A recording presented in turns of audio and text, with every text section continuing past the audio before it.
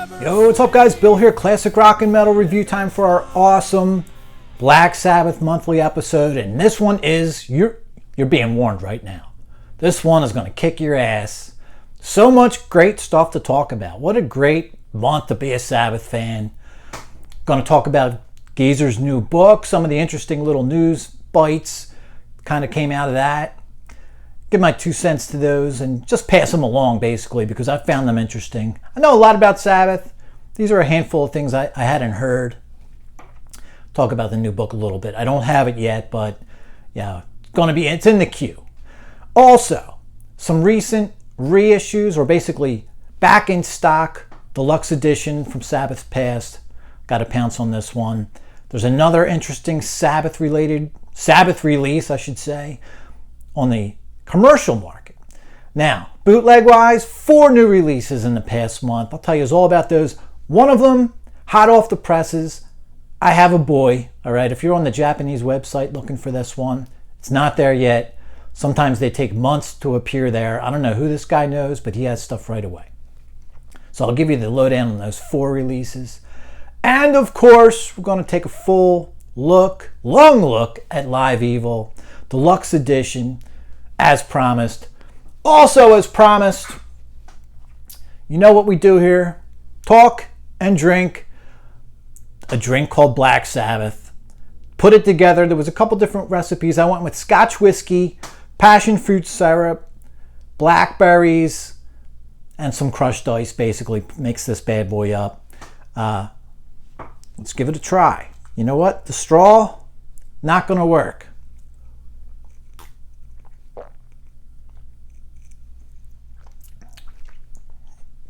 Nice. Whew. And it's kind of hot out today, so that's a good one. All right, how many shows are you watching on this channel, or any channel for that matter, that are drinking Black Sabbath while they talk it up? Probably not too many. Tell your friends. All right, guys, first of all, and this is Sabbath related in a way, the 1,000 subscriber giveaways, guys, by the time you're watching this, these are going to be in the mail. You know who you are. Jim, Elliot, John, Sam, Daniel, and Chad. All your stuff's coming. The reason I bring it up, besides just mentioning that piece of info, who is it? Steve and Emma Frost, I believe is their names. You guys won Volume 4, Needle Drop on a CDR. You're the only ones that didn't email me. Go to the header on the channel, click on the logo, it takes you to the home page. There's 4 or 5 little words across the top. Scroll over to the right where it says About. Click on that. It'll give you the channel email, and you can email me your info for me to get you your item. And that's enough of that. Now, guys, let's just get started, man. There's so much cool shit to talk about. First of all, in the news, gotta mention Geezer's new autobiography, Into the Void, From Birth to Sabbath and Beyond is the full name of this one. First of all, congrats to Geezer. You know what? I got to tell you, just starting to really notice this even from some of his recent little sound bites and stuff, but it does go back a little ways. Geezer is the one dude who tells things completely like they are and doesn't give a shit what anyone thinks. So that's kind of cool. You just got to love that about anyone, especially someone who is writing an autobiography and is in your favorite band. He's never afraid of possibly hurting sales by being honest, you know, and that's pretty cool. I did read that Geezer's really over it. That's another thing about Geezer, man. When he's over something, he's over it, and he hates repetition, you know. So he's mentioned he's so glad that this book is done. He had to rewrite it. The publishers forced him to rewrite the book. Apparently it was a brutally honest, everything just as he saw it type of thing. And the publisher basically said, unless you have an eyewitness to these things in the book, you're liable, basically. You can get sued for slander. We'll get sued too. We can't publish it this way. Geezer had to completely rewrite the book, which, you know, I'm sure is a drag, or at least edit it, you know, and probably that meant rewriting a lot of it. So that kind of sucks. I did notice that there's not only a hardback book, also audio book. I don't know. I think I'm just going to get the book at some point and forego that. But Geezer Butler is the narrator, and that's always cool. You know, I mean, the only other one I think I really listened to rock-wise was Paul Stanley's Kiss story a few years ago. I probably ripped through that whole thing in a week and a half or something, and it's pretty long. So not sure what's up with the CD versus CD MP3 thing, but nevertheless, it's on audio disc if you want to just listen to Geezer tell it. Kind of cool, actually. So some of the sound bites that kind of made the news generated from this whole book and the promotion, I'm sure. Geezer says he doesn't blame Bill Ward for foregoing the 2011 reunion. Now, guys, we never really heard specifically what was in that unsignable contract, right? So that's really still hanging out there. But I think Geezer kind of inadvertently, or maybe in his own way, is letting us kind of know without necessarily saying this is exactly what happened. But Geezer basically says, if I was asked to only play 2 or 3 songs each show, I would tell them where to stick it to. So, you know, that's pretty revealing to me anyway, because all we ever heard was unsignable contract, unacceptable offer.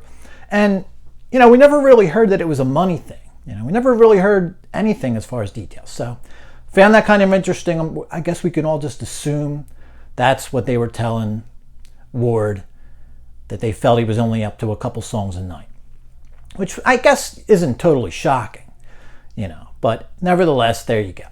Another thing that was kind of interesting that I just found this out recently was that Geezer isn't speaking to Ozzy, and that's actually been going on for, it sounds like a little while, maybe a year or two. And Geezer says it's strictly due to the wives' business dealings, some bad blood out of that somehow. And basically, to me, just sounds like the happy wife, happy life rule in effect here. But I love how Geezer's just basically nonchalant about it. You know, we'll talk again. You know, so that's kind of cool. But interesting that they're not talking. I hadn't heard that. One thing that came out of, now I did read Tony's book Iron Man, which I guess I read it when it first came out. So I think that's looking at what, 6 years ago now, guys, at least something around there. But if this was in there, I either just forgot, or who knows. I read that book on vacation, pounding these or something like it. I never remembered hearing this. The Geezer sold his quarter share of the Black Sabbath name to Tony back in 1984. I just can't get over this, you know. I mean, I can't get over that I don't know it, basically. Now, he still gets 25% of the profits from things sold under the Sabbath name, merchandise and stuff like that. So he gets all the money from it, but I'm assuming he has no veto power. I don't know how much power he has in making any decisions, though. It sounds like probably, I don't really know. But it just found it interesting that this actually happened that long ago. Almost 40 years ago, right? So that's it, guys. Geezer's book looks interesting. I'm in the middle of a Bob Marley book right now. I'm going to probably go for this Geezer book next. I also have a Bill Graham biography in the mail. So let me see. But eventually I'll get to this book, do a review on the book. All right, now back to our headline news. The cocktail, Black Sabbath.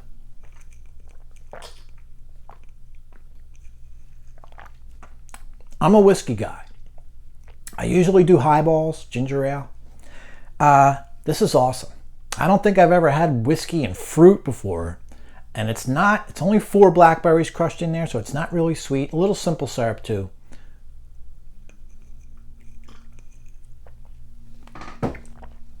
But it's hot in here. I shut the air off to keep that friggin' noise down for you guys. But now I'm burning up. All right, CD news. Guys, a lot of killer shit to talk about here. Recent Tony Iommi interview asked about the Born Again reissue, remaster, remix, whatever the hell you want to call it, I don't care. He's located the tapes. We all heard that months ago. Also heard a year or two ago that we were going to get Tony Martin era deluxe editions. So he was asked about both of those situations and basically the process of obtaining and then digitizing these master tapes. Also the legal hurdles involved in getting them released is simply a slow process that Tony doesn't have a whole lot of control over. And when things like Super Deluxe Editions and remasters like the Live Evil we just got, when they happen, they take his time away from doing these other things. I think in a nutshell, 2023 is not going to happen for Born Again or any of the Tony Martin era reissues. That's just my opinion, but I think it's probably pretty realistic. Unrealistic at best that we'll see those this year. All right, now onto some awesome news. Eternal Idol. Now, guys, I'm not a big fan of Tony Martin era Sabbath. This is the only one I have. And I only have this because I ran across it probably 15 years ago in a mall that's gone that had some used CDs, and this thing was $2, original Warner American CD. For $2, fine, you know. That was my thinking even back then. Deluxe edition of this has 2 bonus tracks, and one of them, Black Moon, is pretty good. The 2 bonus tracks are single B-sides. So the deluxe edition of this that came out in 2010 has those 2 bonus tracks, also has 8 of the songs on here being sung by original recorder of those songs, Ray Gillen, original vocalist. I'm not saying I'm a big fan of this, but I am a big Sabbath fan, obviously. Kind of want to have every deluxe edition just to have it. And you know what else? I haven't heard this album in so long. 3-4 years. So what's happened with that 2010 Sanctuary Deluxe Edition? That thing went out of print pretty quickly. I'm talking within a couple years, it was already turning into, you can only get it on the secondhand market. Prices for it the last few years are going between $50, $60, and even $100 for it. It's back in stock. You can get it for between $20 and $25. That's kind of cool. I think I got to pounce on that before it goes out of print again. Now, there's a Rhino exclusive Black Sabbath Paranoid Quadio Blu-ray. They just put out 4 different Blu-rays by 4 different bands, Sabbath Paranoid being one. If you're not familiar with the Quadio releases, guys, they're basically for your 4.0 or greater home system, supposed to replicate the original quadraphonic releases from the 1970s. Chicago had a whole box of these. Doobie Brothers recently, last couple years. Both of those sold out. I imagine these are like limited presses. Runs about $25, which duplicates the original 1974 quad release. And what's of note here, guys, if you're not familiar, quadraphonic mixes are often completely different mixes than what you got on the regular album. They're not just the regular album put into a 4-speaker mode. They use different tracks, different solos sometimes, enhancements with the echo and things like that, panning left and right. If you have your original deluxe edition of Paranoid, they have a quad sort of dumbed down to stereo version. So this would be a mimic of the original quad, full on 4.0. So that's pretty awesome. These are transferred from the original half-inch master tapes. So like I said, it's a Rhino Records exclusive. I don't see it on Amazon or anywhere else. Go to your Rhino Records and check this out. I predict this will sell out at some point. $25. I don't have a surround system. I still might buy it anyway, just because it's going to sell out. At some point, I want to upgrade to a quad system. Yet another Rhino exclusive, guys. Hand of Doom, 1970 to 1978. Picture disc box set. The 8 original Ozzy era studio albums in picture disc form. This is supposedly for the first time. So I guess if you've seen them that way before, they were bootlegs. Pretty cool for the completist. The cover art will be on side A of all 8 of these albums. Back cover art on side B of the debut album, Volume 4, Sabbath, Bloody Sabbath, and Technical Ecstasy. I guess, insufficient back cover art on the other albums, so they're going to have era-appropriate photos of the band on side B for Paranoid, Master of Reality, Sabotage, and Never Say Die. You also get a poster from the Volume 4 era, 1972 photo of the band and poster. Limited to 4,000 and numbered. Like I said, first time as picture discs, so for the completist. $250, like I said. Hand of Doom, 1970 to 1978. All right, guys, on the bootleg market, hold on to your ass. First of all, you got the Dehumanizer demos, 3 CDs on Zodiac, Silver Press CDs. You got Cozy Pal on drums, Geezer Butler, Tony Iommi. All instrumentals on disc 1. Disc 2, Dio singing on a couple of the songs. Disc 3, Geezer Butler Band, a couple of demos that ended up being on Dehumanizer. And then you have Dio singing on the rest of the tracks on disc 3. For $28 to $30, guys, you kind of got to go for this. Mine's on the way. Another interesting title, Zero to Zwali. We're in Zwali, if I'm pronouncing that right, Holland. Early on in the Born Again tour, October 2nd, 1983 to be exact. It's 2 silver press CDs. Runs about $40. It is an audience recording. I haven't heard this. I don't see this on YouTube or any other streaming service to check it out yet. But you know what? If you're a big Born Again fan, I guess you got to have everything that comes out, especially silver press. I should have grabbed this when it came out. You know, I'm not a big audience guy, but it's just kind of cool, you know. Otherwise, in bootleg world, Heaven and Hell live in Santiago, Chile. It's called Santiago 2009 FM. So it's a soundboard, basically off an FM broadcast. We're May 8th of 2009. Shades is your label. It's 2 CDRs. And guess what else? It's on the way. Looking forward to that. Looks like the same set list as the rest of the tour. What is it? Neon Nights, that CD they put out. I think it's the same set list as that. Just nice to have a sort of untouched live recording. You know how I feel about bootlegs. They're real. They're genuine. There's no post manipulation like you get on live albums. So, like I said, this one's on the way. All right, now this one, guys, hot off the presses like I was telling you. Zodiac is releasing Black Sabbath, Definitive Paris, 1983 soundboard. It's going to be on silver press CD. You get Paris, I think it's about 12 songs or so, and then 3 songs from Germany from, I think, 3 days earlier, something like that. I have a non-label version of this show that was called Eurolines from a few years back. I originally had this show downloaded off the internet, and it really sounded pretty bad. This was a nice upgrade, but I have no doubt that here we are 3 or 4 years later, and Zodiac, with just the advancements in technology on remastering these things, is going to be able to upgrade it again. So I'm all about this one. If you don't see it on your Japanese bootleg websites, I saw it on one. I don't see it on a couple of the more common ones. I don't see it on Disc Japan or RZ yet. It'll be there, I'm sure, at some point. But my buddy, I have a guy who I use, he's just an email-only kind of guy, no website. He's got it. I probably end up waiting, because what he does with those number stickers is he throws them on the jewel case. I can't stand that.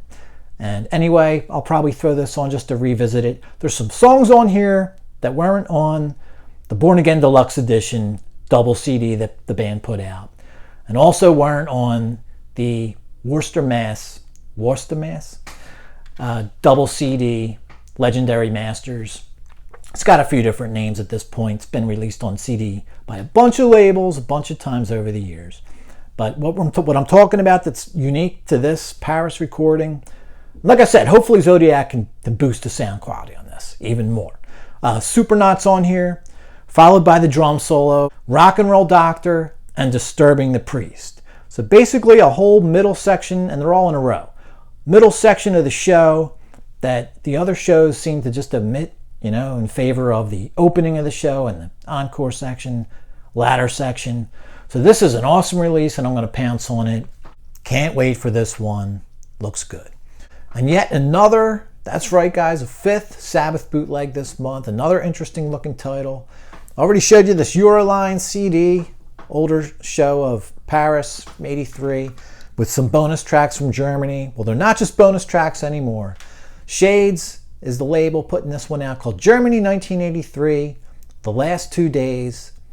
Appear to be audience recordings, 4 CDRs, so 2 CDRs per show, even though these were studio soundboard recordings. And to my ears, they sound like soundboard recordings, not just really good audience. But apparently, I guess maybe they were the only 3 soundboard recordings that can be had. What's coming out, audience stuff, like I said. But they appear to be the complete shows. Neunkirchen am Bronn, Germany, 9/27/83. The next night, Böblingen, Germany, September 28th of 83. The song Born Again's on both of those, which is cool because they didn't play that at every gig from what I can tell. I also get an interview with Ian Gillan at the end of the Boblingen show. A little confused with the dates though. They got Boblingen listed as the 26th on this guy. It's listed as being on the 28th on this new title coming up from Shades. And that's the bootleg roundup for Sabbath this month.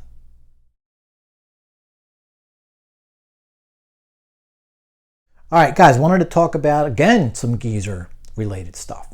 Geezer Butler, or the band just called Geezer at the time. Black Science. Guys, I picked this up months ago. It 1997 album was released actually July 1st, 1997. TVT Records.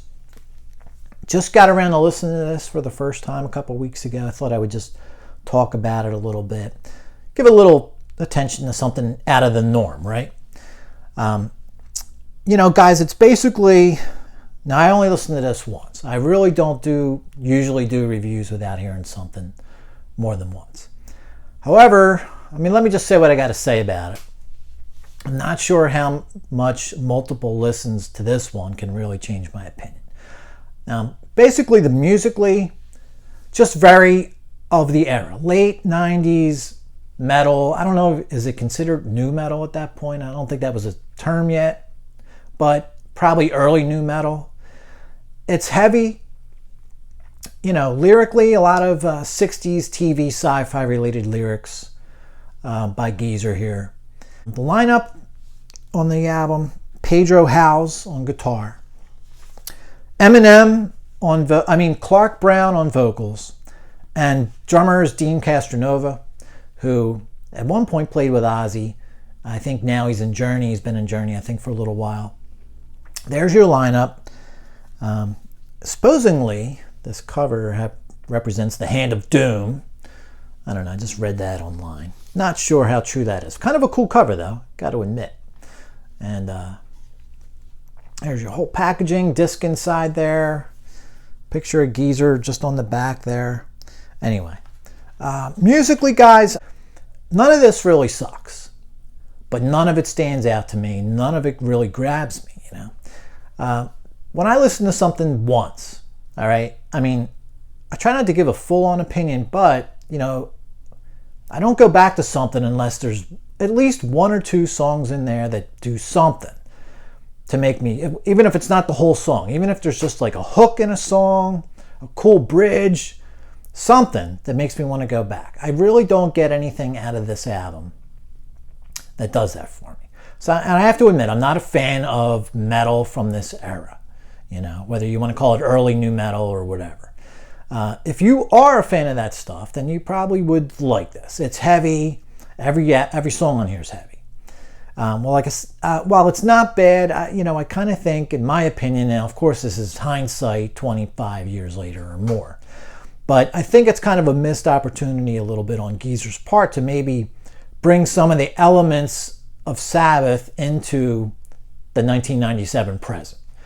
And that being sort of, you know, what I think could have worked here, or might have worked for someone like me who's an old school guy listening to this new sort of modern sound, would have been to approach it with a little bit of a Sabbath formula, kind of. Some changing rhythms, changing tempos. There's literally like none of that here. Every song starts out, you know, one way, kind of stays that way throughout the song. Even if there's a bridge, it's nothing... There's nothing doomy about it at all. You know, now, obviously it was mostly Iommi that wrote a lot of the Sabbath riffs. But, you know, there's three other guys to the band here. Someone could have came up with something other than you have a basic rhythm to the song and stays that way the whole song. So there's not a lot of changes, you know. So that's my takeaway. Decent songwriting that never really goes anywhere. It's pretty much the same every song. So, you know, it's not horrible. But it's just, I feel like it's a lot of could have been.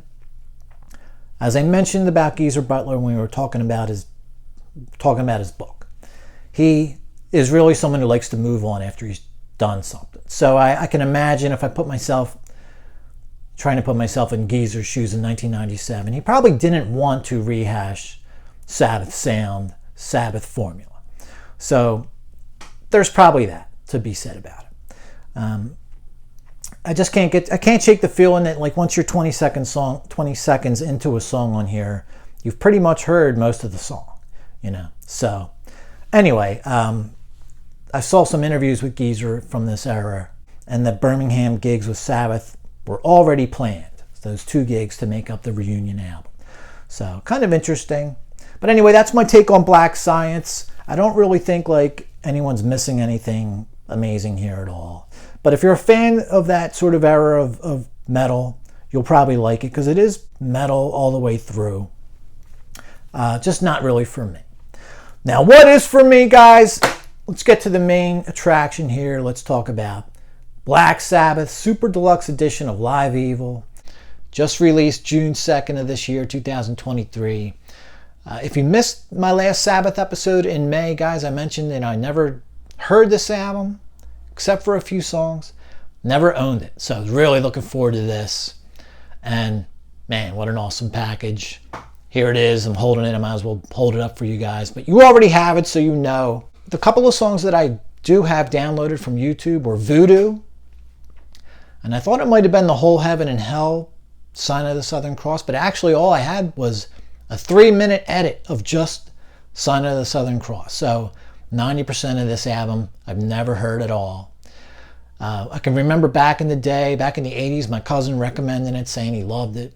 I think Live Evil was for him what Speak of the Devil was for me as far as live Sabbath albums go. I haven't watched anyone else's opinion on this. I haven't read anyone else's opinion. I saw a couple headlines like, this is how it should have sounded from the beginning. This one blows the original away. No specifics. Haven't watched anything on YouTube about it. So this is purely my own version. But I think what I remember about reading reviews years ago, a lot of descriptions about murky, dry production, but also a good amount of people who were fine with it as far as the sound goes and love the album, so forth. So, like I said, if you like the original, you have that still out there. The one thing I can't do, though, really is compare the sound of these 2 versions to the original sound. Since you don't get the original on here, you get a remaster of the original, discs 1 and 2, and then 40th anniversary remix, discs 3 and 4. All right, so that's just to lay the groundwork for this review coming up. Now, let's just talk about the packaging, guys. I saw that the CDs were originally 60, then they were 48. They ended up, now they're on there for 35 bucks. I think I paid around 50. Albums still hovering up in the $75 to $85 range. Well worth it, in my opinion. The poster's cool. Mob Rules Tour poster. Mob Rules Tour program is pretty awesome. Really enjoyed thumbing through that. I mean, it's awesome. So glad that this came with it. You know, I've never held this. I've never seen this thing before. Never held it. Don't own a copy of it. The one thing I would say, though, I found that the text in here kind of a little odd. It's almost kind of defensive, you know. They were already, Sabbath without Ozzy was already established 2 years prior. Heaven and Hell did really well.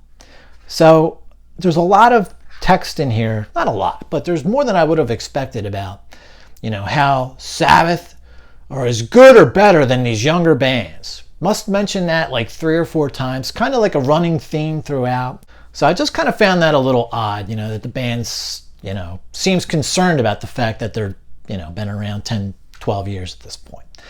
But awesome read. As you can see, lots of killer pictures in there. And I'm sure you guys already know all about it. So that's that. Now the book, the hardcover 40th anniversary book. Awesome. Just read this while I was listening to it for the first time. Cleared my schedule, actually, to make sure that I had the place to myself to be able to digest this album. At least discs 1 and 2. I read this book while I was listening. Pleasantly surprised, kind of. Now, I love the whole backstory, the whole story about the album, the tour, how they used the mobile recording and all that stuff. There really wasn't a lot of new stuff in the early pages of this thing, you know. But still an awesome read nonetheless. I like how it basically goes through different interviews with all the 4 different guys. Appice gets his say. Got some older quotes from Dio, obviously. Tony, Geezer, it kind of goes around the horn, getting everyone's point of view about certain things. Really enjoy that style of putting a book together. You can see there, you got the names after each quote, and it kind of alternates. So that was really nice. I was really surprised with how many pages were devoted to all the bullshit going on at the mixing desk, the breakup, you know. You would think this is kind of along the lines of what, how Geezer is. He doesn't care. He doesn't pull any punches. At this point, it's 40 years in the past practically, right? So water under the bridge and all at this point, but they really spend quite a few pages. I'm going to say 8, 10, maybe 12 pages talking about the breakup, all the bullshit that went on at the end, which is kind of cool. I'm really surprised that they devoted that much of the book to the drama and the crap going on. The discs themselves, they all kind of look the same, but worth mentioning how cool they look. I really enjoy the fact that they got, front cover font there for the title on all 4 discs. And the style of writing the font that's for the titles of the songs also looks cool. Overall, just a really cool presentation. Black and white version of the cover underneath the song titles there. That looks great. I like how, we reproduced the album gatefold style. That's awesome. And inside too. But I like how they sort of, like I said, 40 years on now we can put some petty shit behind us maybe. And where Vinny and Jeff were sort of side notes on the original album, which I don't own, I just remember seeing that. Now everyone written as big as each other there, including Vinny and Jeff. Full-on members of the band in appearance with the font size on the text. Now we'll get to this CD. I'll talk about them individually, but this is probably more in line with what this would look like nowadays. So I like that you get the reproduction of the original for the remaster of the original album, and then the remix gets its very own sort of, kind of reminds me of the Dio years style action. It's more of a modern take, modern metal approach on this discs 3 and 4. All right, so let me get a sip of my Black Sabbath. It's hot in here with the air off.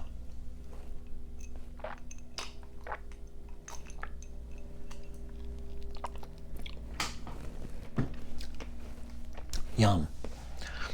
All right, so going in, discs 1 and 2, the murky, flat sounds, right? The one thing I was kind of curious about would be, would the drums and vocals be kind of low in the mix? I think I had read that at one point. All the studio drama that went on with the fighting and the mixing desk bullshit. So there was that in my head. Geezer's quotes when the Dio years came out, he was on VH1 calling this album Live in the Studio Evil. So I have that running through my head. There's going to be a ton of overdubs, punch-ins on solos and things. Basically a fake live album. I love Geezer's brutal honesty, like I've mentioned already. The other thing too was this restored dialogue. I was wondering how much dialogue would be here, but I never heard the edited version. I never heard the full version, so just curious how much dialogue were we really talking about here. Now, I do have 3 soundboard concerts from the Heaven and Hell tour, but nothing from the Mob Rules tour, except for that Hammersmith show of Mob Rules Deluxe Edition, which is pieced together from multiple shows. So, anyway, the exception being Voodoo and Sign of the Southern Cross, I already told you about. Sound on this, let's start out with sound quality, guys. Overall, I think it's really pretty good. It does peak early. I mean, I put this thing on my stereo and it's almost hitting, the peak level right away. So you can't really blast it too much or the sound does get a little crappy. There's 3 or 4 songs on this version where I think I can hear the guitar solos being punched in my opinion. Now, in '83, probably wouldn't have noticed it, but thousands of bootleg listens later, stuff like that kind of jumps out at you. I've heard a lot of real genuine concerts, punch-ins like this. They're pretty obvious. However, the remaster version here comparing it just to my couple of songs that I have on my computer, it does sound like an overall improvement, but not in any major sort of way. It does, maybe I just wouldn't have had a problem with it in the beginning.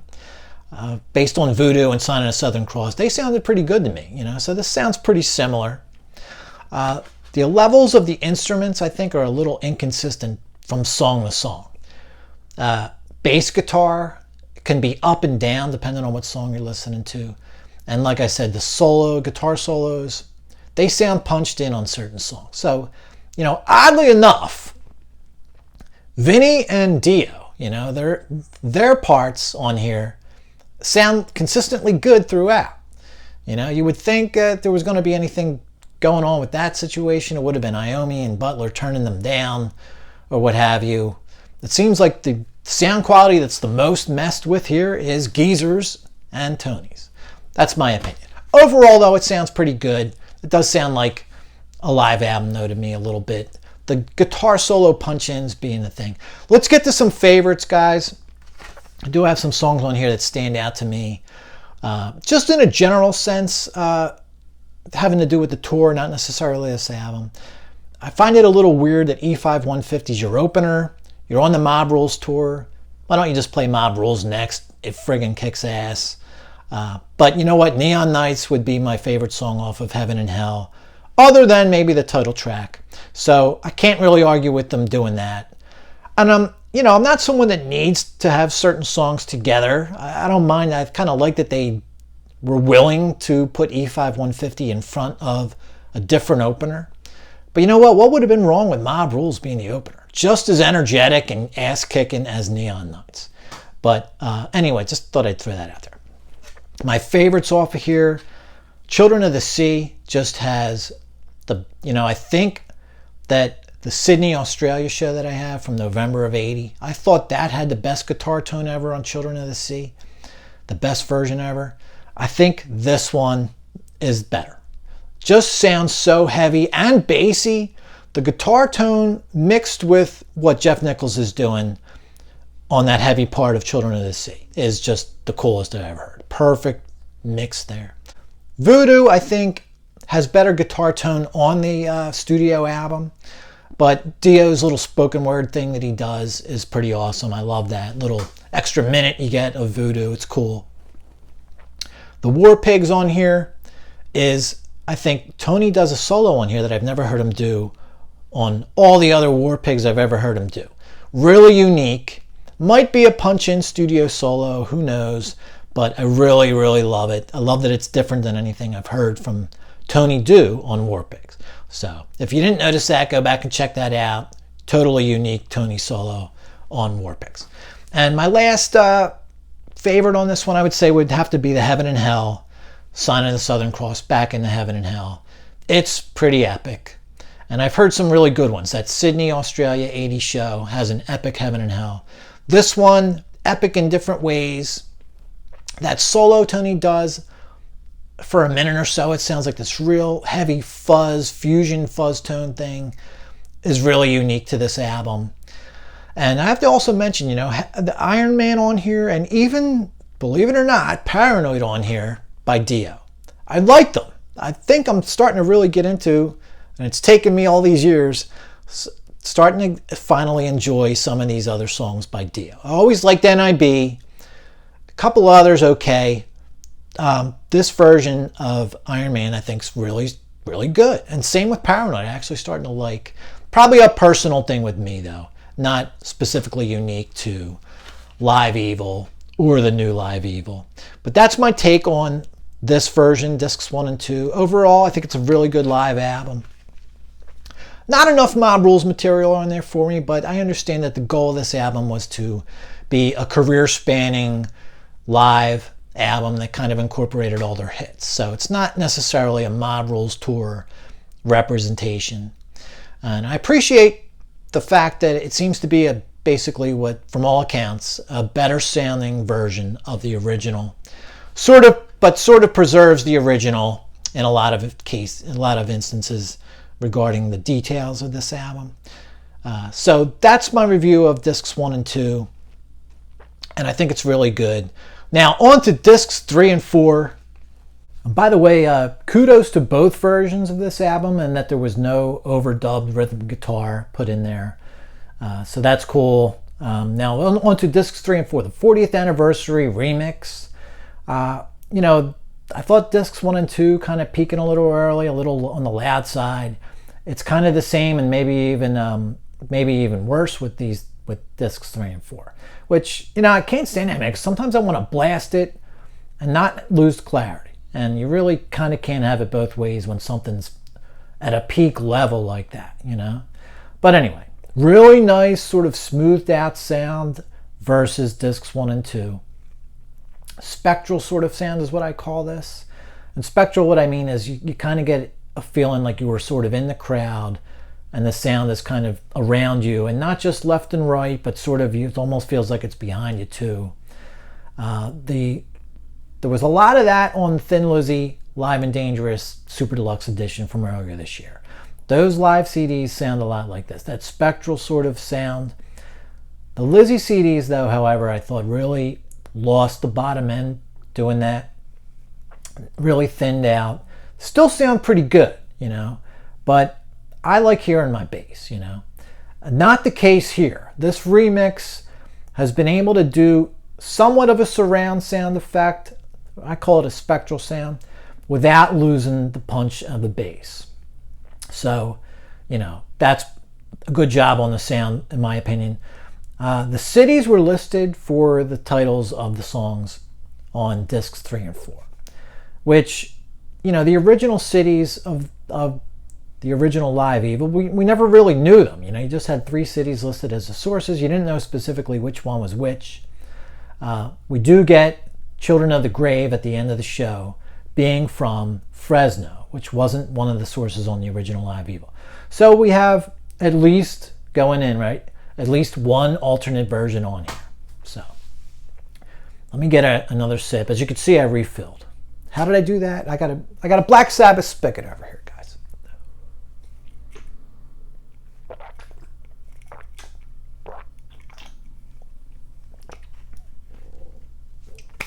God damn, that's good. Holy shnikey. All right, the 2 major takeaways that I got from this guy. Consistent sound almost entirely throughout these 2 CDs. And it really makes it sound like pretty much like one show, which the first 2 CDs, not even close. You know, those punch-ins were pretty obvious, you know, to me anyway.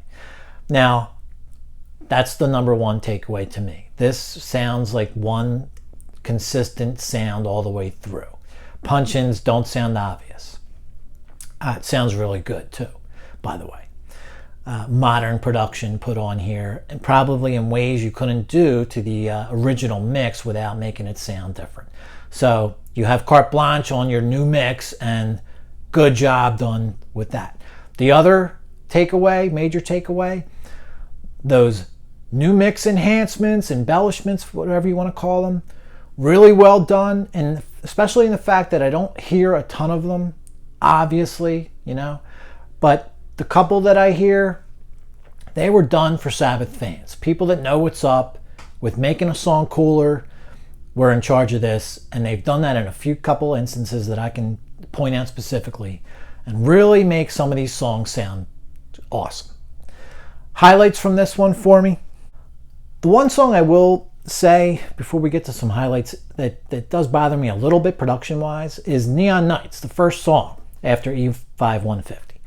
The snare on this thing sounds like almost like a cracking whip, you know. It's just really, doesn't really sound like a drum. Almost sounds like a sound effect you would get when you hit a drum. It triggers an effect. I don't like the snare sound on Neon Nights. And when I first heard that, I was kind of rolling my eyes like, man, this new mix is going to be bullshit. However, it's only on that song that I noticed that. The rest of the album, this drums sound good, you know, and the snare sounds fine. NIB. I hear like a solo, like a flub in the solo, you know, maybe even 2. So I'm wondering if it's an alternate version of the solo versus the actual. I didn't do side-by-side comparisons of the original versus the new mix. So maybe it's on both, to be honest with you. Which actually got me to thinking, even though this is a supposedly live album, the one thing I hadn't considered when we talked about this album before was the fact that since there were so many touch-ups in the studio, who's to say how many alternate solos now exist that could have been put on this new mix, right? Iommi going in the studio, Geezer Butler redoing their parts in studio to be placed on the album, right? Touch-ups or what have you, punch-ins. So, I guess I hadn't thought of that before. Since they went into the studio to do all these alternate solos and bass lines, who knows, maybe some of them got used on this new mix. Now, I already talked about this with discs 1 and 2. Children of the Sea. It sounded amazing on disc 1. It sounds even better here on the new mix. It's the best guitar tone I've ever heard for this song, the heavy part of this song. Just perfect mix between Iommi's heavy guitar and Jeff Nichols' keyboard, sort of acting like a background guitar or rhythm guitar. Amazing. It's incredible. I already mentioned how awesome Voodoo is. Now here's the gem of this new mix to me. The song Black Sabbath. So much echo on Ronnie's voice. At the end, the last word of each line, it just hangs there forever. It's almost like he's at the top of the pit of hell and you're at the bottom, or vice versa, however you want to look at it. But that last word of each line, echoing like that, infinity echo, is awesome. I love it, man. I mean, I'm going to drink to that right now.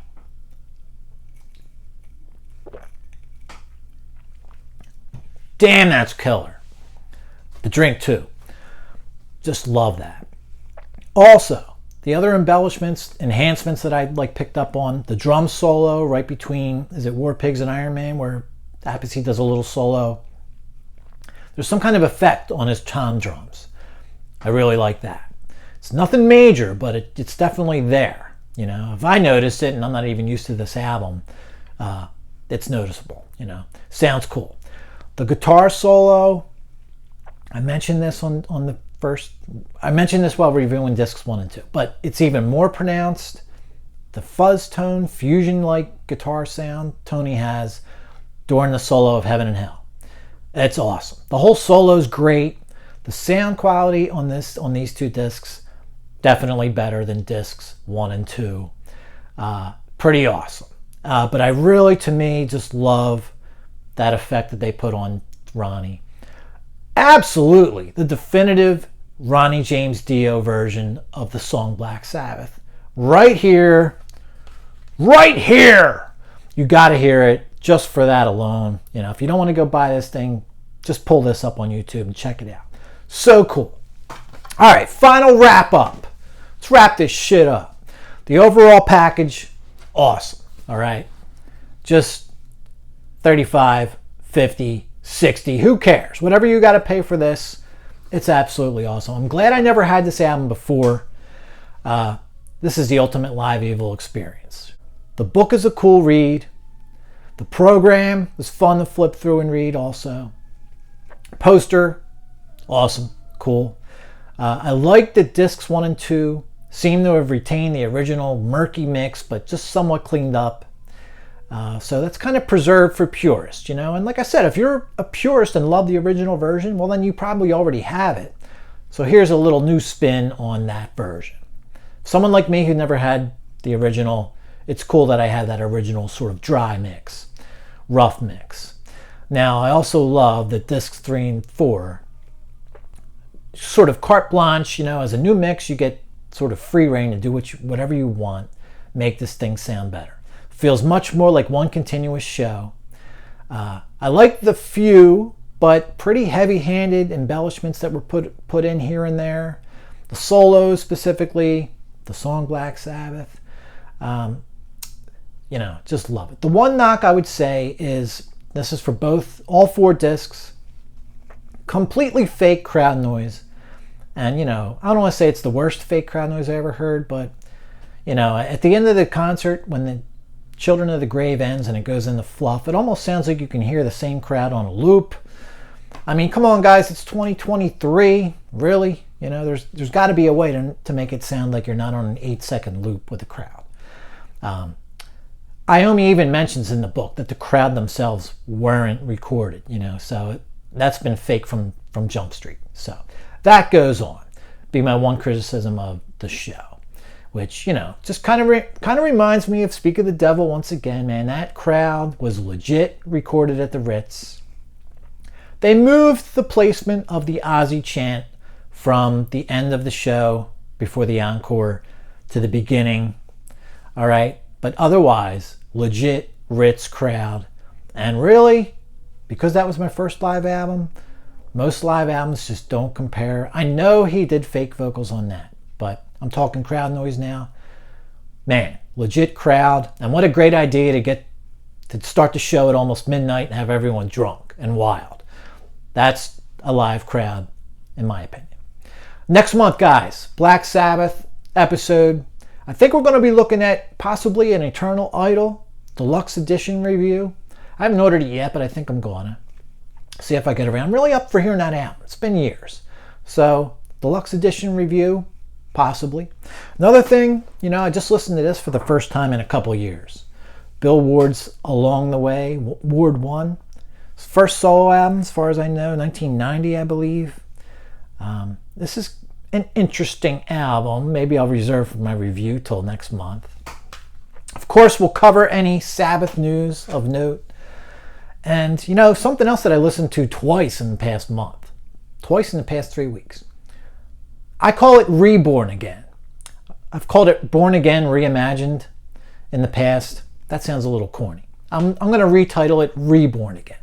I have my own version of Born Again that I listened to. I took one song out. I took another, you know, bonus track, put it in there.